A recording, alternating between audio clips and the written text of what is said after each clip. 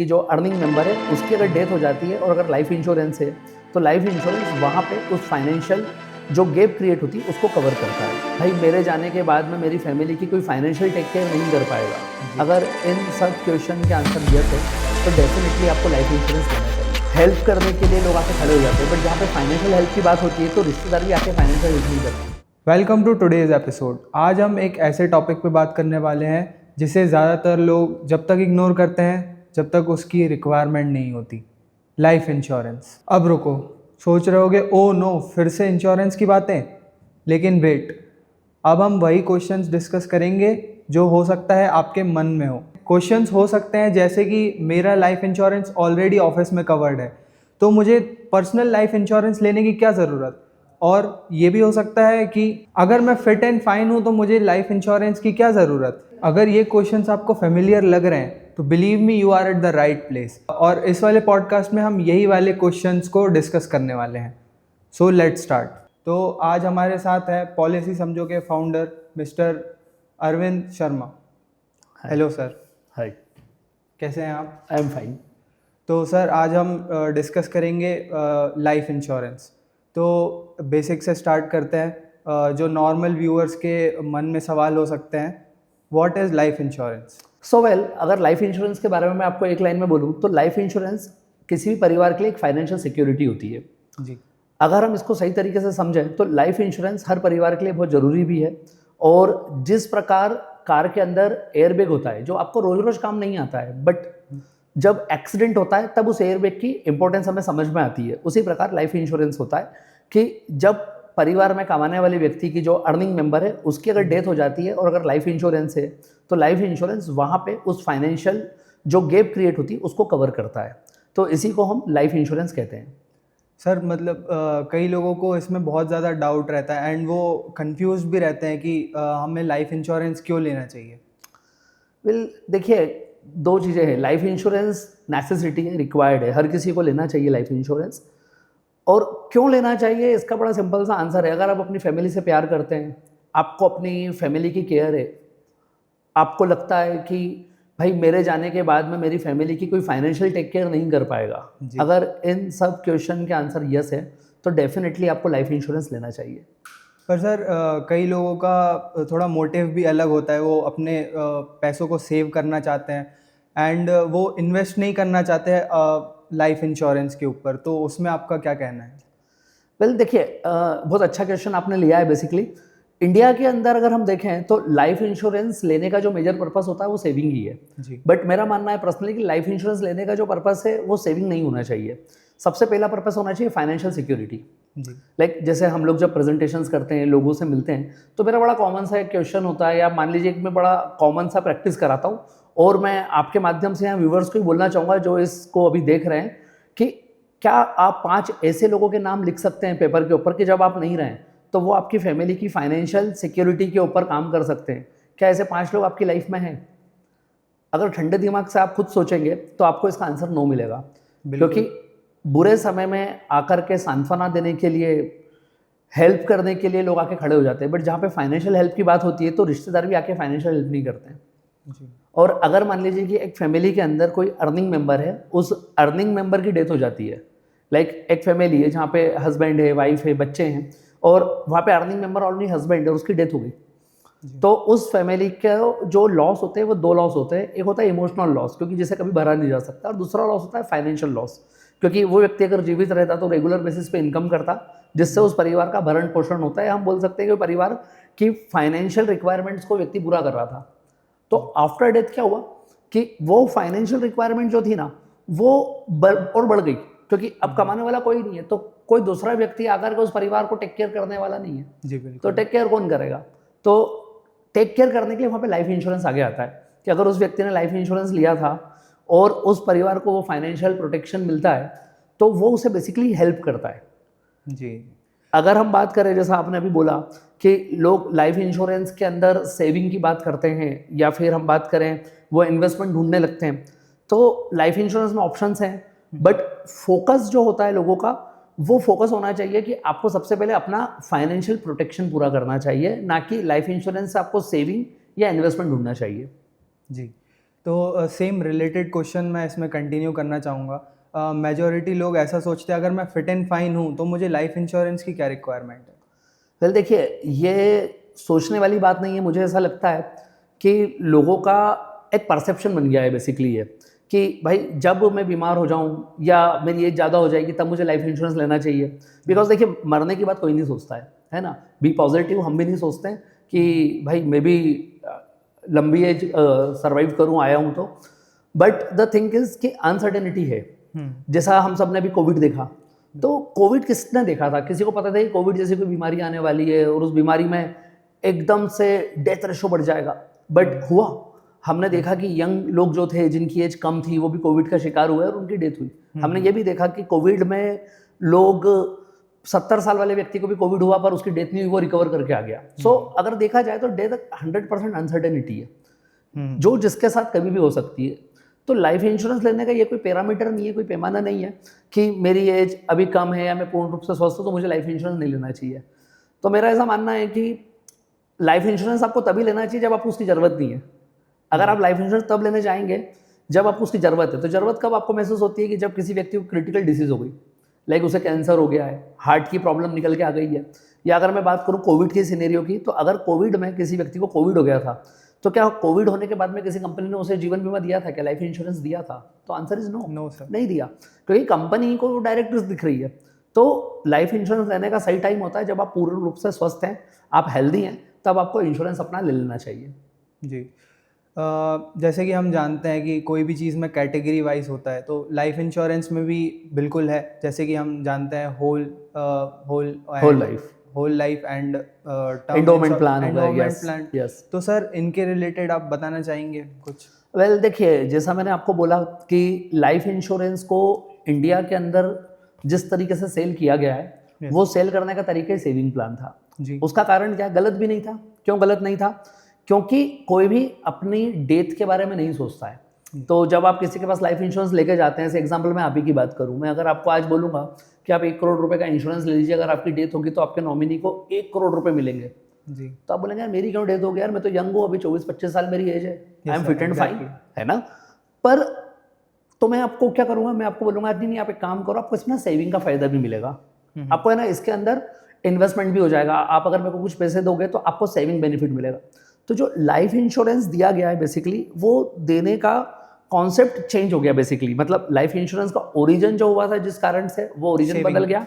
Not saving, life insurance का origin हुआ था फाइनेंशियल प्रोटेक्शन के कारण। प्रोटेक्शन। बट चूंकि जब वो मार्केट में वो प्रोडक्ट आया और लोगों ने उसके बारे में डिनाई करा, तो उसको सेविंग में कन्वर्ट किया गया। तो इंश्योरेंस कंपनीज को भी ये लगा कि यार सेविंग प्रोडक्ट सेल करना ज़्यादा अच्छा है। बिकॉज ऑफ दैट उसमें एक इंश्योरेंस कंपनी की भी रिस्क कम रहती है, क्योंकि सेविंग प्रोडक्ट के अंदर आपको उतना इंश्योरेंस नहीं मिलता है जितना इंश्योरेंस एक टर्म प्लान के अंदर मिल जाता है। सो जैसा आपने होल लाइफ इंश्योरेंस की बात करी या आपने ट्रेडिशनल प्लान की बात करी, इंडोमेंट प्लान, ट्रेडिशनल प्लान, ये एक जैसे होते हैं, तो इनको हम सेविंग प्रोडक्ट बोलते हैं, जहाँ पे आप एक कुछ फिक्स अमाउंट पे करते हैं। लाइक जैसे मान लीजिए मैंने 1 लाख रुपए का एक इंश्योरेंस पॉलिसी बाय किया और मैं 1 लाख रुपए दे रहा हूँ, और 1 लाख रुपए के एवज में मुझे 5 लाख 10 लाख रुपए का एक इंश्योरेंस मिल रहा है। और अगर मैं 15-20 साल उस पैसे को भर रहा हूँ तो मैच्योरिटी में मुझे कुछ बोनस मिल रहा है साथ में, जिसको हम थोड़ा सा इंटरेस्ट बोल सकते हैं। तो ये हो गया कि मैंने 15 लाख रुपए पे करे और 15 लाख रुपए के एवरेज में मुझे 15 साल में 25 लाख रुपए मिल गए। तो लेने वाले व्यक्ति का जो इंटरेस्ट है, वो इंटरेस्ट इंश्योरेंस ना होकर सेविंग हो गया, वो इंटरेस्ट इन्वेस्टमेंट हो गया। सो ये एंडोमेंट प्लान होते हैं। होल लाइफ इंश्योरेंस जैसा आपने बात करी, तो होल लाइफ इंश्योरेंस प्लान वो होते हैं जो होल लाइफ कवर होते हैं। होल लाइफ मतलब जब तक व्यक्ति जीवित है। अब इसका भी एक सिनेरियो है इंश्योरेंस कंपनी में। होल लाइफ की जो एज रखी गई है वो मैक्सिमम 100 ईयर रखी गई है, क्योंकि ये देखने को मिला है कि 100 ईयर से ज़्यादा आज की तारीख में कोई भी व्यक्ति सर्वाइव नहीं कर पाता है। मतलब ये रेशो काफ़ी कम है। तो whole life insurance plan market में है। होल लाइफ की अगर हम बात करें तो एंडोमेंट प्लान में भी होता है, जहाँ पे आपका जो इंश्योरेंस है ये 100 साल तक चलता है। मतलब आप बोल सकते हैं कि डेथ की गारंटी दे दी कि 100 साल में डेफिनेटली डेथ होने वाली है, तो सम एश्योर्ड जो है, इंश्योरेंस जो है, वो डेफिनेटली नॉमिनी को या बेनिफिशियरी को मिलना ही मिलना है। तो ये बेनिफिशियरी के बेनिफिट के लिए हो सकता है। दूसरी बात अगर हम इसमें करें कि कुछ टर्म प्लान भी आजकल आए हैं जिसके अंदर होल लाइफ इंश्योरेंस रहता है, मतलब 100 ईयर तक कवर है। तो लोग इसे अपनी सक्सेशन प्लानिंग के लिए भी यूज़ करते हैं, कि जिससे वो अपने बेनिफिशियरी को श्योर शॉर्ट कुछ एक फिक्स अमाउंट देकर के अलग से जाए। एंड सर एक और कैटेगरी है यूलिप, उसके बारे में आप कुछ बताना चाहेंगे? जी, देखिए जैसा हमने अभी डिस्कस किया कि मार्केट में जो इंश्योरेंस का थॉट था तो वो फाइनेंशियल प्रोटेक्शन से हटके सेविंग और इन्वेस्टमेंट में आ गया। तो यूलिप जो होते हैं, जिसको हम यूनिट लिंक इंश्योरेंस पॉलिसी बोलते हैं, तो ये बेसिकली मार्केट लिंक प्रोडक्ट होते हैं। शेयर बाजार, तो एक आदमी है वो चाहता है यार मैं शेयर बाजार में इन्वेस्ट करूँ, तो इंश्योरेंस कंपनियां कुछ ऐसे प्रोडक्ट भी लेके आ गई जहाँ पे वो आपसे कुछ प्रीमियम लेती है, उसके कुछ पार्ट को आपकी प्रोटेक्शन के लिए डालती है और कुछ पार्ट को उठा करके वो इक्विटी मार्केट में डाल देती है। ऐसा भी होता है? एग्जैक्टली। इक्विटी मार्केट में डालने से फायदा क्या होता है कि रिटर्न थोड़ा ज़्यादा हो जाता है, बट रिस्क भी होती है। क्योंकि अगर हम देखें तो इंडियन इक्विटी मार्केट का जो पिछले 40 साल 45 साल का रिटर्न है वो अराउंड 15-16% साल का है। तो लोगों को हमेशा इक्विटी मार्केट अट्रैक्ट भी करता है अपनी तरफ। दूसरा, जैसा हमने इंडोरमेंट की बात करी, तो इंडोरमेंट में क्या होता है, जो रिटर्न है वो 6-7% से ज़्यादा नहीं होता है। बट यूलिप में रिटर्न ज़्यादा हो सकता है, बट ये किसी प्रकार की गारंटी नहीं होती है। तो यूलिप कभी गारंटेड नहीं होते हैं। उसके अंदर मार्केट की रिस्क होती है, जोखिम होता है। हो सकता है कि अगर मार्केट नीचे आए तो जो पैसा आपने इन्वेस्ट किया यूलिप प्लान में वो आपको नीचे दिखे, और हो सकता है कि अगर मार्केट अच्छा रिटर्न दे दे तो आपको रिटर्न ऊपर दिखे। तो ये एक डिफरेंट काइंड ऑफ जो कैडर के इन्वेस्टर हैं, जो रिस्क लेना जानते हैं, जो मार्केट समझते हैं, और जो ये चाहते हैं कि भाई मेरा इंश्योरेंस भी हो जाए, मेरा टैक्स सेविंग भी हो जाए, और साथ में मैं ना इक्विटी मार्केट का भी मजा ले लूँ थोड़ा सा, वहाँ भी अपने पैसे को इन्वेस्ट कर दूँ, तो वो यूलिप प्लान के अंदर जा सकते हैं। और काफ़ी फेमस है आज की तारीख में। अगर हम देखें यूलिप प्लान, तो लोग लेना पसंद करते हैं, प्रेफरेंस होती है उनकी, बिकॉज उसके अंदर उनको काफ़ी वेराइटी मिल जाती है, फ्लेवर मिल जाते हैं। जी। तो जैसे नेक्स्ट क्वेश्चन मैं इसको ही फॉलोअप करते हुए लूँगा। जैसे एक नॉर्मल व्यूअर अगर है तो वो टर्म प्लान में जाना चाहिए या फिर होल लाइफ इंश्योरेंस में? जी जी, देखिए अगर मैं आपको बात करूं तो होल लाइफ की आप बात करें, या इंडोमेंट की बात करें, या यूलिप की बात करें, और टर्म की बात करें, तो मेरा ऐसा मानना है इंडोमेंट प्लान और टर्म यूलिप प्लान को हमें अलग रख देना चाहिए और टर्म प्लान को अलग कर देना चाहिए। Term plan basically 100% financial protection की बात करता है। सो टर्म प्लान क्या होता है, मैं थोड़ा सा आपको ब्रीफ करता हूँ।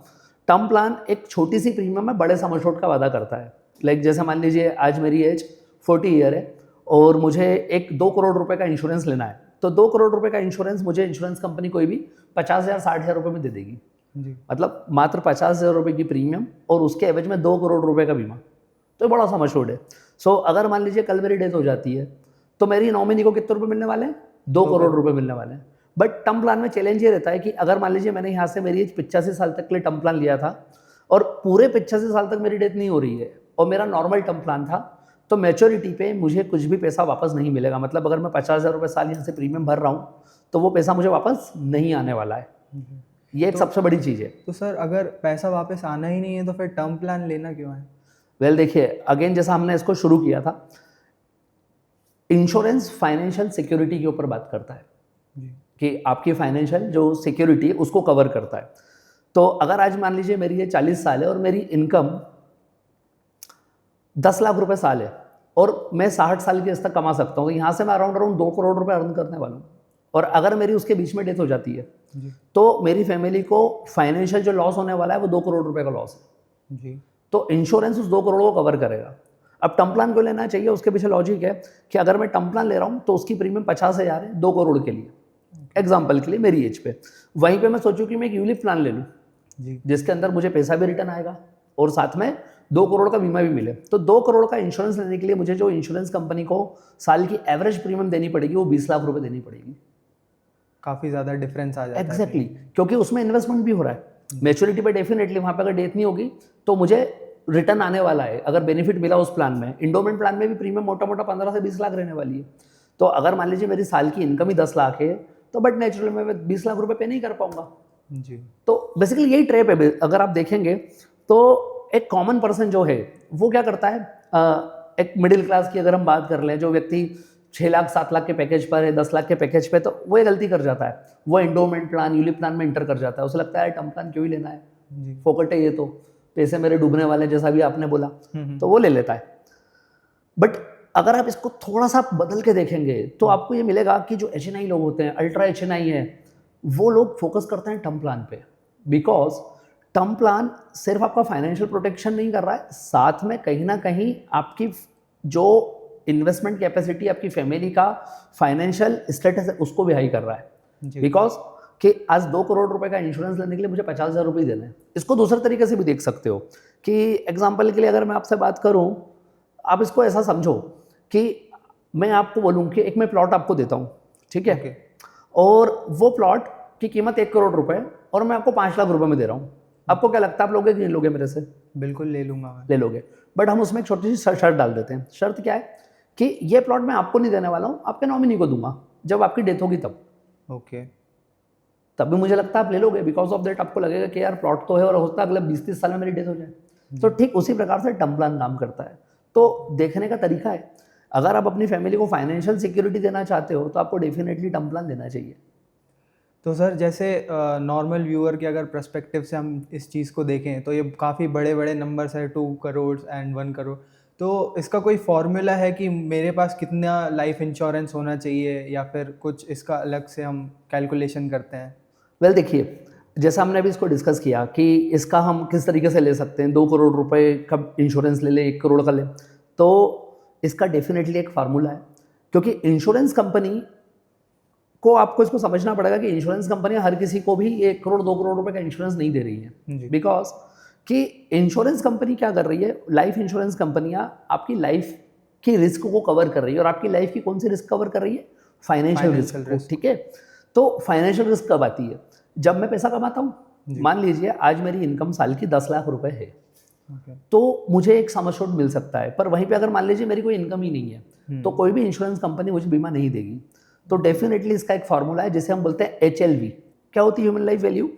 कि जैसा मैंने आपको थोड़ी देर पहले बताया कि एक व्यक्ति की 2 लाइफ वैल्यू हो सकती है। एक होती है इमोशनल वैल्यू जो कभी खत्म नहीं होती, एक होती है फाइनेंशियल लाइफ वैल्यू। तो फाइनेंशियल लाइफ वैल्यू कैसे निकलती है? कि एक व्यक्ति है जिसकी एज आज 30 साल है, ठीक है, और वो साल की इनकम जो अर्न कर रहा है वो 10 लाख रुपए कर रहा है। और हमारे जो रिटायरमेंट की एज है वो हम मानते हैं कि वो कितनी है? 60 साल है। 60 साल। ठीक है, तो अगले 30 साल वो इनकम करने वाला है। अब अगले 30 साल वो इनकम करेगा और हम ये 2 मिनट के लिए मान लेते हैं कि वो 10 लाख रुपए आज कमा रहा है, अगले 30 साल बाद भी 10 ही लाख कमाएगा। थोड़ा कैलकुलेशन में यहाँ पे हमें आसान रहेगा। तो अगले 30 साल में आपको क्या लगता है वो कितने रुपए कमाएगा? मोटा मोटा 3 करोड़, 3 करोड़ है ना? 3 करोड़ रुपए उसने अर्न करे। जी। अब अगर मान लीजिए उसकी बीच में डेथ हो गई, तो वो जो आगे अर्निंग करने वाला था वो अर्निंग क्या हो गई? बंद हो गई। तो इसी को हम बोलते हैं ह्यूमन लाइफ वैल्यू। तो आज 30 साल के व्यक्ति की अगले 30 साल के लिए जो लाइफ वैल्यू है फाइनेंशियली, वो 3 करोड़ रुपए की है। ओके। तो उसे कितने रुपए का इंश्योरेंस लेना चाहिए? 3 करोड़ रुपए का। उसे बढ़ा करके भी मिल सकता है, बिकॉज इन्फ्लेशन बढ़ रही है हर साल 6% 7% से। या हम बात करें कि अगर आप आज 10 लाख रुपए कमा रहे हो तो आप 5 साल बाद 10 लाख पे नहीं हो, आपकी इनकम भी बढ़ रही है। तो टर्म प्लान 2 तरीके से प्लान किया जा सकता है, या इंश्योरेंस 2 तरीके से प्लान होता है कि आप अभी आपकी प्रेजेंट HLV निकालें, ह्यूमन लाइफ वैल्यू, और जितना गैप आपको आ रहा है उतने का आप अभी इंश्योरेंस लें, और हर 5 साल के अंदर आप अपना HLV टेस्ट करते रहें। ओके। कि भाई आज मेरी ह्यूमन लाइफ वैल्यू कितनी निकल रही है, और जितना जितना आपको गैप आता जा रहा है उतना उतना आप कवर करते जाएं। ओके। ये एक आसान तरीका है जी। तो जैसे अगर हम इसको कैलकुलेशन के पर्सपेक्टिव से देखें तो स्टार्टिंग में अगर हम अर्ली एज में लाइफ इंश्योरेंस बाय करते हैं तो प्रीमियम ज़्यादा आनी चाहिए या फिर कम आनी चाहिए? और एक और क्वेश्चन इसमें ऐड कर देता हूँ मैं कि क्या पहले लेना बेटर है या बाद में लेना बेटर है? वेल देखिए, लाइफ इंश्योरेंस की अगर हम बात करें तो 2 चीज़ें हैं इसमें। कई लोगों का मानना ही होता है कि लाइफ इंश्योरेंस की मुझे तब ज़रूरत है जब मैं मिड 40 में आ जाऊँ, जी, 45 की एज में आ जाऊँ, तब मैं लाइफ इंश्योरेंस ले लूँगा। इंडिया में बेसिकली यही पर्सपेक्टिव, यही प्रोसेस चलता है। और इनफैक्ट हमारे पास जितने लोग आते हैं, हमें जितने लोगों से हम मिलते हैं, या हमने जो ऑब्जर्वेशन किया है, तो उसमें ये चीज़ देखने में आई है कि मेजरली लोग जो इंश्योरेंस बाय करते हैं वो 35 से लेकर 45 की एज में बाय करते हैं। जी। बट अगर आप इसको ध्यान से समझें, स्पेशली हम यहाँ पे टर्म प्लान की अगर बात करें, तो टर्म प्लान जितनी जल्दी एज में लिया जाता है उतना अच्छा है। ओके। क्यों अच्छा है? बिकॉज ऑफ दैट कि जितनी कम एज होगी उतनी ही टर्म प्लान में प्रीमियम कम होगी। क्योंकि इंश्योरेंस कंपनी का मानना होता है कि व्यक्ति जितना यंग है उसकी रिस्क उतनी ही कम होती है डेथ की। ओके। नॉर्मली टर्म प्लान में 2 प्रकार की रिस्क कवर होती है, एक होती है एक्सीडेंटल डेथ, एक होती है नॉर्मल डेथ। जी। तो नॉर्मल डेथ का जो चांस है वो कम होगा, क्योंकि अगर व्यक्ति यंग है, स्वस्थ है, तो उसकी प्रीमियम कम आएगी।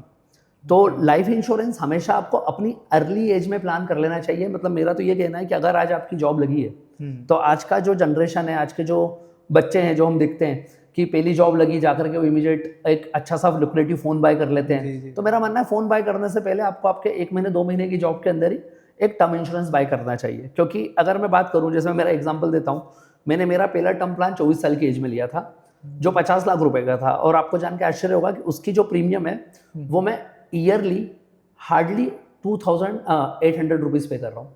काफ़ी कम है ये तो। एग्जैक्टली और ये इंश्योरेंस मेरा अभी 75 तक चलने वाला है। ये तो आपके लिए बहुत अच्छी चीज़ हो गई है। एग्जैक्टली तो मैं मात्र 2800 रुपये पे कर रहा हूँ साल के, और 50 लाख रुपए का इंश्योरेंस है। वहीं पे अगर आज की तारीख में मैं मेरी एज में 50 लाख रुपए का इंश्योरेंस लेने जाता हूँ, तो मेरी जो 50 लाख रुपए के इंश्योरेंस में प्रीमियम है वो मोटी मोटी 25 से 26 हज़ार आ सकती है।